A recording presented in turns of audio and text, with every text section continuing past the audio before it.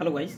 तो इस वीडियो में मैं बात करने वाला हूँ कि मैंने अपने सीए इंटर की कोचिंग क्लासेस कहाँ से ली थी और वहाँ पे जो टीचर्स थे उनकी क्या रिव्यू है मेरे साइड से। तो सबसे पहले मैंने कोचिंग क्लासेस फिज़िक्स वाला से ली थी पीडब्ल्यू। और उसका मेन रीज़न ये था कि उनकी जो प्राइस थी वो बहुत कम थी। मतलब आई थिंक जो वेरियस प्लेटफॉर्म्स पे जो प्राइजेज़ है जैसे कि अनअकैडमी हो गई और ये बाकी इंस्टीट्यूट की जो प्राइजेज़ हो गई वो काफ़ी हाई है। लाइक 40,000 50,000 वैसे थी। मतलब उस टाइम पे, अभी का क्या है मुझे नहीं पता। और आप अगर इंडिविजुअल कोचिंग लेने जाओगे, लाइक जैसे टैक्स का आपने किसी टीचर से लिया, ऑडिट का किसी और टीचर से लिया, वैसे करने जाओगे तो पर सब्जेक्ट अराउंड 3-4,000 पड़ेगा।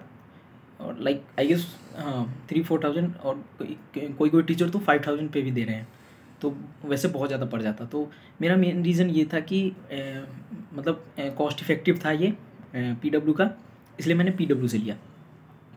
उसके बाद मैंने क्या किया था कि मेरा एक और फ्रेंड था जो मेरे साथ सीए इंटर कर रहा था। तो एक्चुअली उसने एग्ज़ाम नहीं दिया था, बट उसने क्लासेस ली थी। उस टाइम पे उसका प्लान था एग्ज़ाम देने का। तो हम दोनों ने मिलके एक साथ लिया था। तो इफ़ेक्टिवली जैसे उद्देश्य जो बैच था वो 8,000 का था, बट हम दोनों ने शेयर कर लिया था तो वो मुझे 4,000 का पड़ गया था। तो वो एक तो मतलब कॉस्ट में बहुत कम पड़ गया वो मेरे को। फिर उसके बाद वहाँ पे मतलब मैंने रिव्यू जो भी सुने थे, जो नए नए टीचर्स आए थे नए पीडब्ल्यू के लिए थे, वो टीचर्स एक्चुअली पहले से पढ़ा रहे थे किसी और प्लेटफॉर्म पे, लाइक अनअकैडमी पे बहुत सारे टीचर्स पढ़ा रहे थे उनके। उसके बाद अनअकैडमी छोड़ के वो पीडब्ल्यू पे पढ़ाने आए थे, तो उनके रिव्यूज़ मैंने अच्छे देखे थे यूट्यूब पे। तो ये सब रीज़न था मेरा पीडब्ल्यू सेलेक्ट करने का। अब बात करते हैं कि वहाँ पे जो टीचर्स थे उनकी लाइक वो कैसे पढ़ाते थे और मतलब कितना अच्छा पढ़ाते थे। तो सबसे पहले मैं अकाउंट से स्टार्ट करना चाहूँगा। अकाउंट्स और एडवांस अकाउंट्स के एक ही टीचर थे, नितिन गोयल सर। और मतलब वो मुझे काफ़ी अच्छे टीचर लगे, जेन्युइनली बहुत अच्छे टीचर लगे। उनका मैंने कुछ कुछ वीडियोज़ पहले से देख रखी थी, तो वो मुझे अच्छे लगे। सॉरी।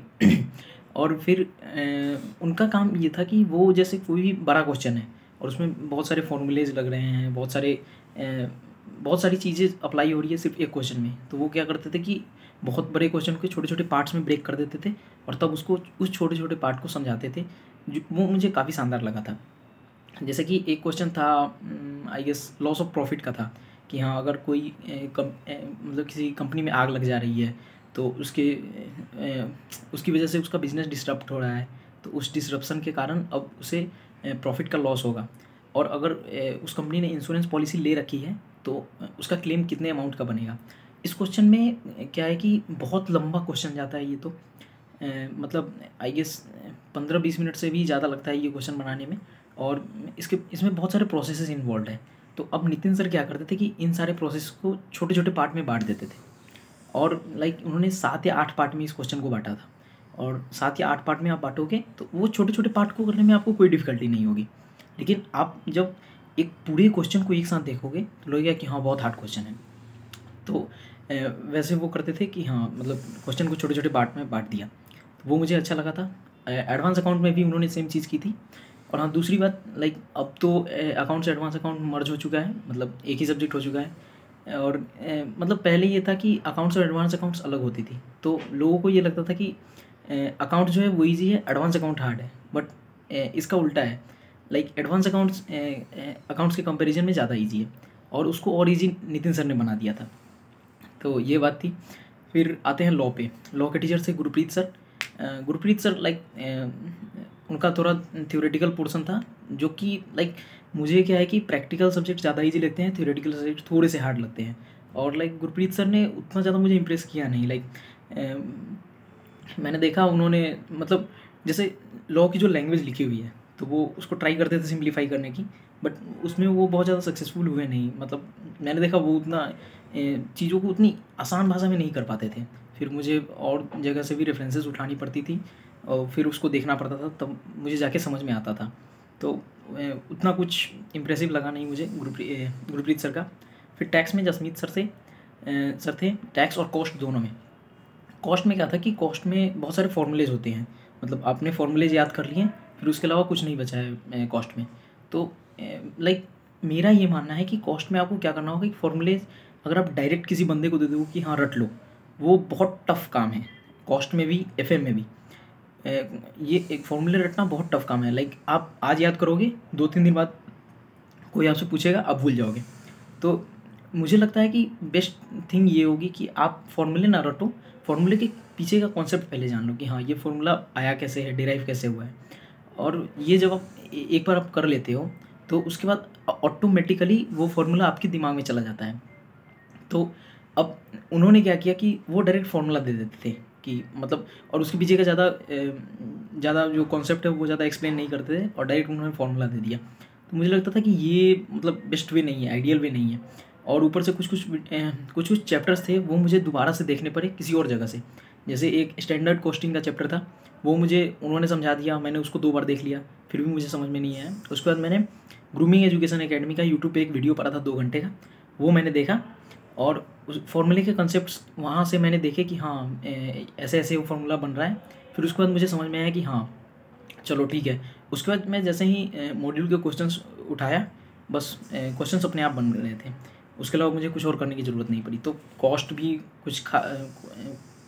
मतलब कुछ खास नहीं लगा मुझे पीडब्ल्यू का। और टैक्स में भी सेम टीचर थे जसमीत सर, तो उन्होंने टैक्स लाइक रिलेटिवली ठीक पढ़ाया कॉस्ट के कंपैरिजन में। बट टैक्स में मेन थिंग होती है निमोनिक्स, उन्होंने निमोनिक्स दिए ही नहीं, मतलब मुझे तो एक भी निमोनिक्स याद नहीं है जो उन्होंने दिए हो। जैसे सेक्शन 115 BSc जब आता है तो बहुत सारी डिडक्शंस अलाउड नहीं होती हैं, बहुत सारे अलाउंसेस अलाउड नहीं होते हैं। जैसे इसमें सैलरी चैप्टर में बहुत सारे अलाउंसेस हैं, पार्टली एग्जेम्प्ट, फुल्ली एग्जेम्प्ट और भी बहुत सारे अलाउंसेस हैं। तो सेक्शन 115 BSc आने के बाद कुछ अलाउंसेस अलाउड होते हैं और कुछ नहीं होते हैं। तो अब ये ध्यान में रखना बहुत मुश्किल हो जाता है कि हाँ कौन सा अलाउड है कौन सा अलाउड नहीं है। फिर ये भी ध्यान में रखना बहुत इंपॉर्टेंट है कि कौन सा अलाउंसेस पार्टली एग्जेम्प्ट है, कौन सा एक्सपेंस फुल्ली एग्जेम्प्ट है मतलब फुल्ली अलाउड है, और कौन सा एक्सपेंस अलाउड नहीं है। ये याद रखना बहुत मुश्किल काम था। तो वो मैंने क्या किया कि मैंने 4-5 बार चीज़ों को देख लिया तो मुझे याद हो गया था, और ऊपर से मुझे पता था कि कौन कौन से इंपॉर्टेंट है इसमें से, तो मुझे तो याद हो गया था। बट आइडियली अगर कोई बंदा वैसे करने जाएगा तो उसे बहुत मुश्किल पड़ेगा। तो मुझे लगता है वहाँ पे भी सर ने ज़्यादा कुछ काम किया नहीं।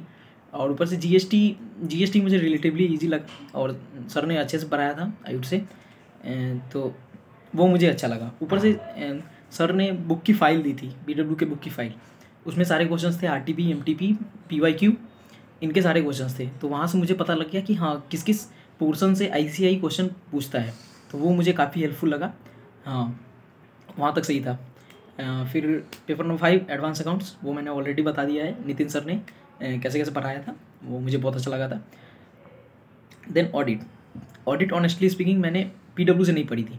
मेरी अप्रोच ये थी कि जैसे मैं जब ग्रुप 1 स्टार्ट कर रहा था तो मैं ये सोच रहा था कि हाँ ग्रुप 1 तो मैं अभी कर रहा हूँ, फिर जब मैं ग्रुप 2 स्टार्ट कर दूंगा तो ग्रुप 2 के साथ साथ मुझे ग्रुप 1 को रिवाइज भी करना होगा। तो ग्रुप 2 के टाइम पे वर्कलोड थोड़ा ज़्यादा होगा, तो उस वर्कलोड को मैनेज करने के लिए मैंने सोचा कि मैं ऑडिट ग्रुप 1 के साथ कर लेता हूँ, और जब मैं ग्रुप 2 करूँगा तो वहाँ पे सिर्फ 3 सब्जेक्ट्स मैं कर रहा हूँगा और उसके साथ 5 सब्जेक्ट रिवाइज मैं कर सकता हूँ। तो मैंने क्या किया था कि ग्रुप 1 के साथ ही ऑडिट पढ़ना स्टार्ट कर दिया था। अब उसका क्या किया कि मैंने जो बेसिक पोर्शन थे ऑडिट के वो मैंने यूट्यूब से देख लिए। जैसे कुछ टर्म्स होते हैं, मटेरियल मिस स्टेटमेंट, और भी बहुत सारे ऑडिट के बहुत सारे बेसिक टर्म्स हैं, वो मैंने देख लिया था यहाँ से यूट्यूब से। उसके बाद फिर कुछ नहीं बचा था ऑडिट में, और जहाँ भी मुझे प्रॉब्लम होती थी वो मैं यूट्यूब से उठाता था, देख लेता था, या फिर और भी बहुत सारे रेफरेंसेस आप यूज़ कर सकते हो, वहाँ से देख लेता था, वहाँ से मेरा काम चल गया था। और ऑडिट लाइक मुझे ये तो पता था कि 30 नंबर की ऑब्जेक्टिव होने वाले हैं और 14 नंबर के ट्रू फॉल्स, तो वहाँ पे मतलब मेरा सॉर्टेड था कि हाँ यहाँ मैं स्कोर कर सकता हूँ अच्छे से। और मैंने यूट्यूब से ये भी पता चल गया था कि मोस्ट ऑफ द क्वेश्चन जो होते हैं थ्योरेटिकल क्वेश्चंस वो रिपीटेड होते हैं, पीवाईक्यू, आरटीपी, एमटीपी, तो वहाँ से मुझे पता था कि मेरा काम सॉर्टेड है। बट स्टिल इम्प्लीमेंटेशन में उतने अच्छे से नहीं कर पाया, मैं चीज़ों को उतना अच्छे से रिवाइज नहीं कर पाया, वहाँ पे मुझे थोड़ी सी प्रॉब्लम हो गई। बट मैंने किसी टीचर की हेल्प नहीं ली थी, पीडब्ल्यू की किसी टीचर की हेल्प नहीं ली थी ऑडिट में। उसके बाद EISSM में आते हैं। EISSM की टीचर थी सोनाली जैन नाम था शायद उनका, मतलब मुझे थोड़ा सा मैं भूल रहा हूँ, सोनाली जैन नाम था। तो लाइक EISSM मुझे टफेस्ट सब्जेक्ट लगा था पूरे कोर्स में। तो और उन्हें भी पता था कि ये बहुत टफ कोर्स है, ये इसमें लाइक कंप्यूटर से रिलेटेड, टेक्नोलॉजी से रिलेटेड ज़्यादा बातें हैं।